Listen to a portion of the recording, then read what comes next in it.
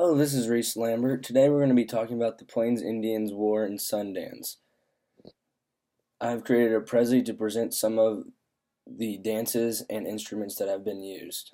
So the Plains Indian styles are that have war dance, Sundance, instruments, and other dancing forms within them. The Plains Indians are a group of Native Americans who live in the Great Plains region, which is in the middle area of the United States.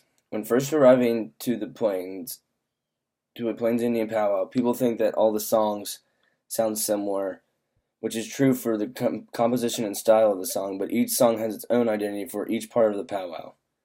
The introduction of a powwow is used to draw in the new listeners so they can understand and see what the dancers and singers are doing to make the powwow interesting. There are many forms that the Plains Indians can use for their powwows. One of the first is the war dance. The war dance is most and dynamic form of all the different Plains Indians dances during the powwow. This dance is a ceremonial dance that relates back to when the men were warriors and having to fight a long time ago. Its importance may be measured by its widespread diffusion on the northern and southern plains, its penetration into other music areas, its influence on intertribal celebrations, and its accelerated proliferation since the turn of the century. It was first called the Hethoshaca, which comes from the society that the Plains Indians were in. But now, in English, it is referred to as the war dance or grass dance. The grass dance style is an older form of this dance, which was used as the classic form in the northern and southern plains in the 1870s. This dance has become such a powerful dance that it is used in many different powwows within different Indian reservations of the Plains Indians. The Plains Indians compose these songs and are taught to other tribal members through word of mouth rather than writing them down. Since these songs are so old, they have recorded them on tapes and singers can learn from the tapes instead of by mouth. Every song in the war dance has its distinct composition and is special to each singer in the Plains. The Plains people follow a traditional format, but are encouraged to allow the most skilled music composers to add new songs that are meaningful within the tribe at the time. In my paper, I've explained a traditional format of what should happen in the formation of a new song for the war dance.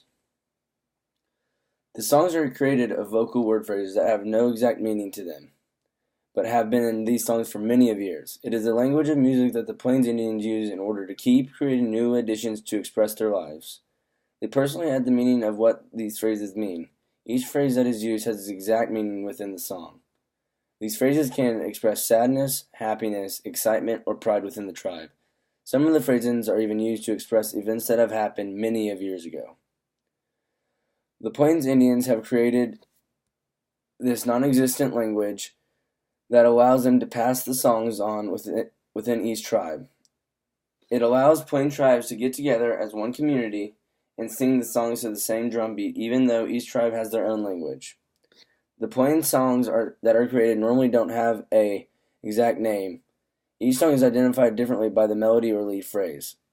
The leader of the group starts by singing the lead phrase, which lets the rest of the singers know what song is being sung. The group repeats what the leader sung, so the leader understands that everyone knows which song is going to be sung, and the leader can begin. The lead phrase is the highest octave of the whole song. Then the second, third, and fourth phrases follow, slowly going down, and is repeated. There's an ending phrase that everybody knows within the Plains Indians, which ends the song. Everyone that is at the powwow is not in the actual dance. There are many spectators watching the dancers and singers perform the dance that they have decided to do. People that are watching will see that the dancers stop dancing on the final beat.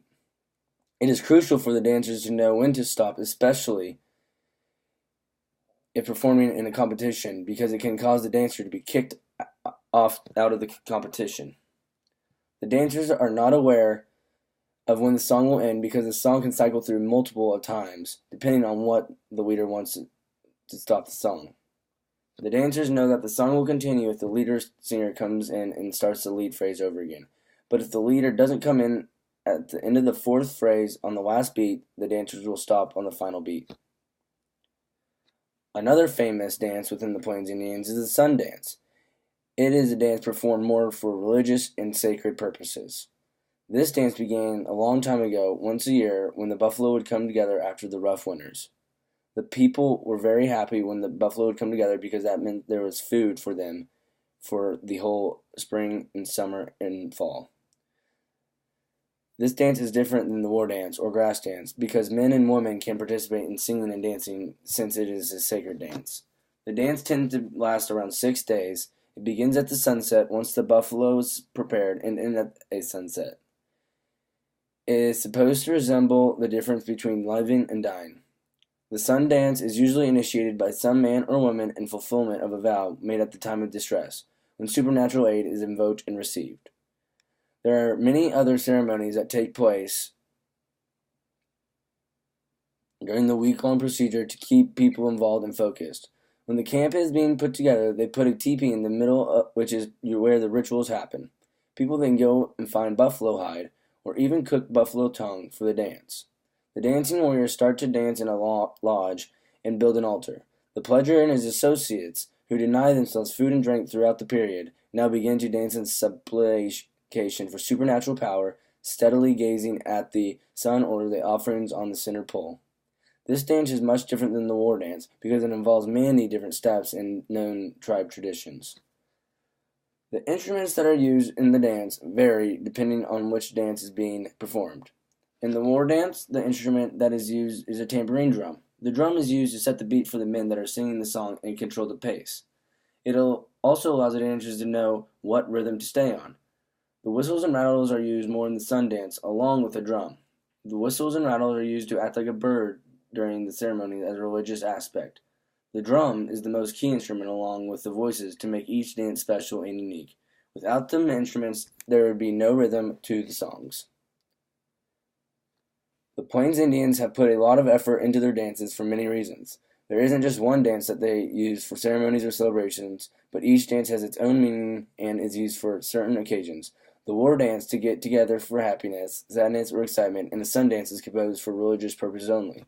The Plains Indians were smart at the time to compose songs that many different tribes could sing, even though they spoke different languages.